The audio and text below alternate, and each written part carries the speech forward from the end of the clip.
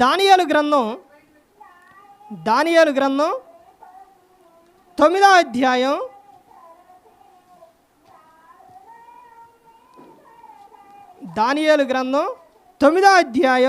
3వ వచనం చూస్తే, అంతటా నేను గోనెపట్ట కట్టుకొని ధూళి తలపైన వేసుకొని ఉపవాసం ఉండి ప్రార్థనా విజ్ఞాపనలు చేయుటకై ప్రభువుకు దేవుని ఎదుట నా మనసును నిబ్బరము చేసుకొంటిని. ఇక్కడ ఏమని చెప్తున్నారో చూసారండి? ఉపవాసం ఉండి ప్రార్థన చేయాలి. ఉపవాసం అనగా దేవునితో సహవాసం కలిగి ఉండాలి. ఇక్కడ చెబుతున్న విధానం ఏంటంటే, ఉపవాసం ఉండి మీరు ఏం చేయాలి? ప్రార్థన చేయాలి అని చెబుతున్నారు.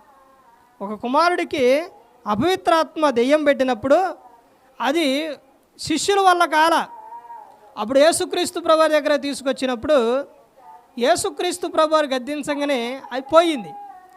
తర్వాత ఇంటికి వచ్చిన తర్వాత వాళ్ళు గదిలోకి వచ్చిన తర్వాత శిష్యులు అడుగుతారు, ఇది ఎలా సాధ్యమయ్యా, ఎలా జరిగింది అని అడిగితే అప్పుడు యేసుక్రీస్తు ప్రభువారు ఎలాంటిది వదిలిపోవాలనంటే ప్రార్థన వలనే సాధ్యం అని చెబుతారు. అంటే ప్రార్థన అనగా అక్కడ పుట్టినట్లు ప్రార్థన వలనే అనగా పైన నెమరుండిద్ది, కింద ఏమని ఉండిద్ది అంటే ఉపవాస ప్రార్థన వలనే ఇది సాధ్యం. ఎలాంటిది? వదిలిపోవటానని చెబుతారు. ప్రార్థించండి, ఉపవాసం ఉండి ప్రార్థన చేయాలి అని చెబుతున్నారు.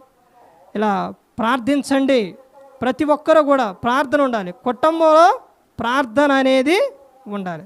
ప్రతి ఒక్కరు గమనించుకోవాలి. యేసుక్రీస్తు ప్రభువారు ఈ లోకానికి వచ్చినప్పుడు ఆయనకే ప్రార్థన చాలా అవసరమైంది. ఆయనే మార్గదర్శన సువార్త 1:35 ఆయనే ఇంకా చాలా చీకటి ఉండగానే పెందలకాడని బయలుదేరి అరణ్య ప్రాంతానికి వెళ్ళి ఆయనే ప్రార్థన చేశారు.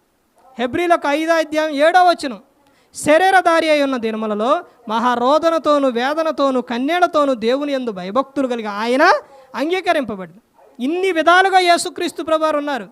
ఆ ఒక్క వచనం చదవండి, మీకు తర్వాత చదవండి ఎన్ని విషయాలు ఉన్నాయి. యేసుక్రీస్తు ప్రభువారు శరీరధారి అయి ఉన్న దినములలో ఆయన ఏ విధంగా ఉన్నాడు? క్రైస్తవుడు అయినందుకు క్రీస్తుని నమ్ముకొని ఆయనలోకి వచ్చినప్పుడు ఆ విధంగా ఉండాలి. భయభక్తులు కలిగి ఉండాలి. ఎవరో కూడా నశించి నరకానికి వెళ్ళిపోకూడదని యేసుక్రీస్తు ప్రభువారు ఈ లోకానికి వచ్చి మనందరి కోసం సిలువలో ఆయన మరణించారు.